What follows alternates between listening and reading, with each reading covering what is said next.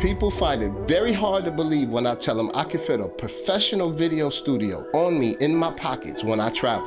Don't believe me? 3 lights and a smartphone. Now watch how I use these lights to get this look by transforming this space from this to this. Let me break it down for you. Pack my just-in-case studio in the bag, and this is what's inside.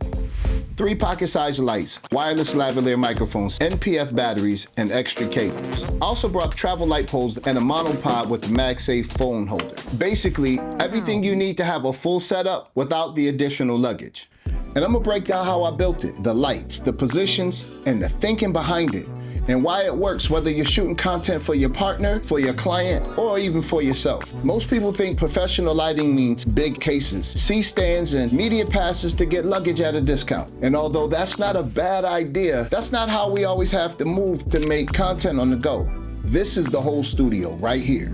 Pocket size doesn't mean your footage gotta look like pocket change. It means you're still very intentional about the quality, but you don't need to check in a bag full of gear just to get that quality. Every professional lighting setup, no matter the budget, no matter the size, has 3 jobs to do. The first one I call the anchor. This is your key light. This is how you get your money shot. Everything else responds to it. You put this in the wrong spot and everything else is wrong too. Here's the build. I first establish where she sits. That point is locked in, everything else moves around it. The anchor or the key light goes about 45 degrees from the subject, just off the eye line. High enough to cast the shadows down, but not across. I decided to stage the shoot far away from the hotel windows because I already knew what look I was going for. But keep this in mind. Daylight comes in flat from the side and will easily overpower these lights in camera setting. Plus, you have no control over fluctuations in brightness if the clouds pass in front of the sun. So unless you're just nice enough to do a one-take Jake in front of the camera, I suggest you plan shoots away from the windows. There is a way to work with natural light, but that's another video for another day. Type "light it naturally" in the comments, and if I get enough response, I'll make that video too. But let's get back to it. The second one is the Motivator.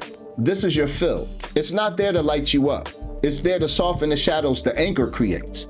Now, if the anchor makes the statement, the Motivator makes it believable. However, because we're going for a darker, more cinematic look and feel for this shoot, instead of softening the shadows with the fill, I'm using the length of the inflatable light to wrap around her face more, while using the practical lamp behind her as the Motivator. So for starters, our motivation light is a practical lamp that would actually exist in this space. It's not the right color temperature and it's not controllable. I want to be able to control this light more other than this harsh, bright, almost daylight balanced bulb. This Amaran Go is actually a phone light.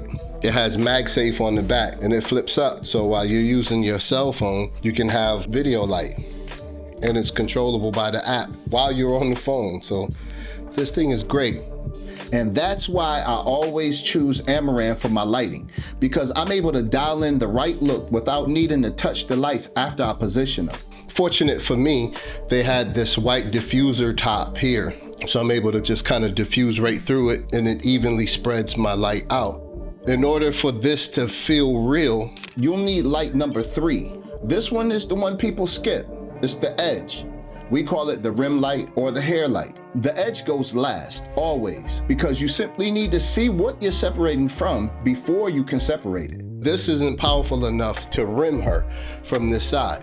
That's when we brought this in. This is the Amaran Ace. We're outlining subjects in light. I put the grid on it. Without the grid, it would splash too much. It would just totally blast her. And what we wanted is a rim for her. So we put a grid on it so we can control the spill and kind of pretend like this light is actually beaming over to her. This is the shot before adding the Motivator and the edge light combination. Watch what happens when I add the motivation from the practical lamp accented by the edge light. That's not a filter. That's not post-production. That's one more light in the right position. I set the light at 1/4 power and adjusted the settings on the iPhone 14 Pro Max to cinematic to help the background fall out of focus. iPhone does a great job exposing light, most of the time a little too good. So to offset the automatic exposure, click and hold the subject in frame. Once the yellow focus box locks in and you see the exposure dial, pull to a desired exposure.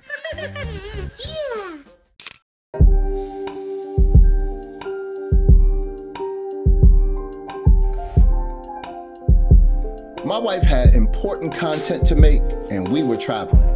I couldn't just have her submit a simple phone video. Not my wife. That's just not gonna cut it. This is what this setup is for. My intention was not to prove a point or to make a fancy tutorial, real talk.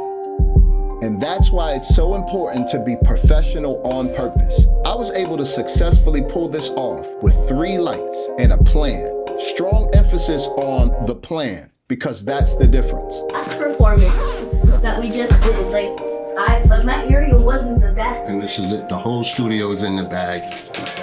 Isn't that dope? This right here works magic. That's all you need to make great content while you're traveling. So go do it.